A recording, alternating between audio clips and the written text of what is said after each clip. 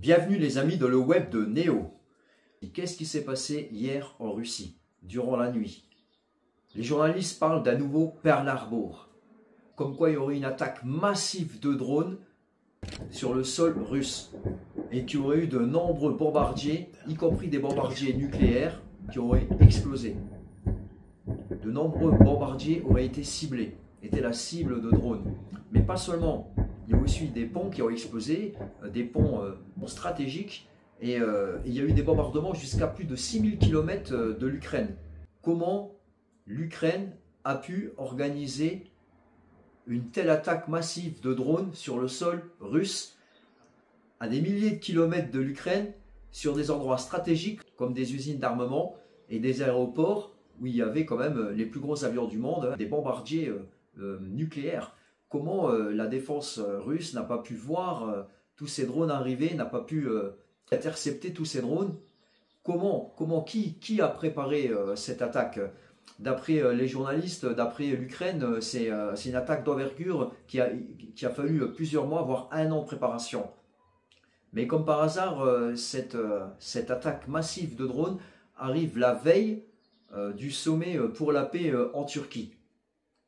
Alors, est-ce que c'est un coup des Européens pour saboter la paix? Est-ce que c'est le MI16? Il y en a plein qui disent que c'est les renseignements anglais qui ont organisé ça. Comme on peut voir, le ministre anglais, Keir Starmer, c'est le nouveau messie de la guerre pour l'OTAN. Il annonce juste pendant les pourparlers de paix en Turquie, comme quoi que le Royaume-Uni doit se préparer à assurer la paix par la force. Traduction, c'est facile à comprendre. Il prévoit la guerre, il la cherche, il annonce. And today, following through on this review, I want to set out three fundamental changes that we're going to deliver. First, we are moving to warfighting readiness as the central purpose of our armed forces. When we are being directly threatened by states with advanced military forces, the most effective way to deter them is to be ready. And frankly, to show them that we're ready, to deliver peace through strength. Now, Britain has the finest servicemen and women in the world. We're showing them the respect that they deserve by delivering the biggest armed forces pay rise in 20 years, and by pledging today that we will end the hollowing out of our armed forces. We'll build a fighting force that is more integrated, more ready, more lethal than ever, backed by a stronger strategic reserve, fully trained and ready to mobilize at any time. Et il faut bien comprendre que le ministre anglais, il le fait en pleine attaque de drones sur la Russie. On voit quand même que, visiblement, tout a été planifié par le Royaume-Uni. Moi, je dis qu'on n'est plus dans la conscience. C'est de la pure provocation. Apparemment, les États-Unis n'étaient pas au courant, l'intelligence américaine n'était pas au courant de cette attaque. D'après le gouvernement russe, il s'agirait de camions qui transportaient normalement des maisons modulaires. Voilà. D'après les enquêteurs, c'était donc des camions qui transportaient des maisons modulaires pour la Russie. Et d'après les enquêteurs, les drones étaient cachés dans des caisses et arrivés à un certain endroit. Ils les ont lâchés directement en Russie et il y avait déjà un plan de vol établi et des endroits déjà bien choisis, à des endroits stratégiques. En tout cas, voilà, la Russie a subi une attaque massive de drones. Quelle sera la réaction des Russes? Dernière info que j'ai qui vient juste de tomber, le propriétaire des camions équipés de drones a obtenu la citoyenneté russe et a préparé sereinement les attaques du 1er juin. Il s'agirait donc de Artem Timofeev, 37 ans, actuellement recherché pour avoir organisé les attentats du 1er juin. Il avait reçu un passeport russe il y a de ça plusieurs années et il était enregistré comme entrepreneur et a acheté 4 camions, rapportent les médias russes. Ce sont ces véhicules qui ont transporté les drones pour l'attaque du 1er juin. On peut voir, quand on tape son nom sur les réseaux sociaux, il y a plusieurs contenus où il fait la propagande de l'Ukraine. Il est originaire du Donetsk.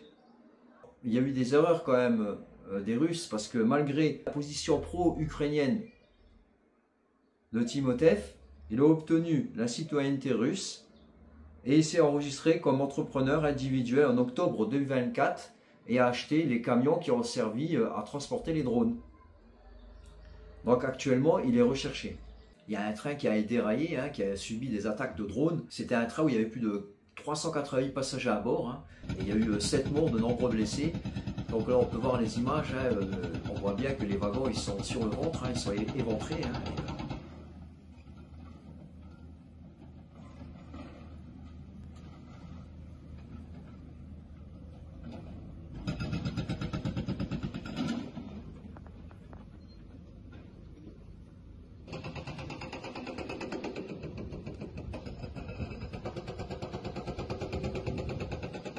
Bref, ces drones ont attaqué plusieurs endroits. Vraiment, c'était pour montrer que l'Ukraine avait encore une capacité d'agir et de toucher des sites sensibles, même à plusieurs milliers de kilomètres. Mais tout ça pour dire aussi que ces dernières semaines, là, il y a 15 jours en arrière, il y a déjà eu des pourparlers pour la paix en Ukraine. Et on voit que les deux armées intensifient leur combat. On peut voir que les Russes ont attaqué massivement à l'aide de drones et de missiles Iskander, Kiev et différentes villes d'Ukraine, des villes stratégiques, des sites d'armement. Et on voit aussi que l'armée avance inexorablement. Elle grignote des kilomètres carrés, elle s'approche de la frontière des oblasts et on voit qu'il ne manque pas grand-chose pour que toutes les oblasts soient russes. La Russie a presque réussi à conquérir tous les oblasts, malgré que l'Ukraine était préparée depuis des années. Parce que si là, les Russes ils ont eu du mal à avancer durant ces derniers mois, c'est parce qu'ils font face à des blocos, à des forteresses qui ont été construites déjà avant. Ça n'a pas été construit pendant la guerre, ça a déjà été construit avant. C'est-à-dire que les Ukrainiens, ils étaient préparés quand même à la guerre qui devait arriver. En fait, les Russes, ils n'avaient peut-être pas le choix d'attaquer il y a 3 ans. Et quand on pense que tout de suite, après quelques mois de guerre, il y avait les mêmes négociations en Turquie, on aurait pu éviter 1 million de morts de chaque côté peut-être, et que les Anglais, que les Européens ont fait pression pour que ces pourparlers n'arrivent pas au bout, pour qu'il n'y ait pas de trêve et qu'il n'y ait pas la paix et qu'il y ait la guerre. Voilà, parce que le plan d'envahir la Russie par l'OTAN, c'est déjà un plan qui date de 10 ans. Bref, en tout cas, les Russes, ils ont subi une attaque massive de drones, mais ça n'empêchera en rien l'avancée des Russes sur le terrain. Et donc, Zelensky et Poutine, ils vont se retrouver face à face bientôt.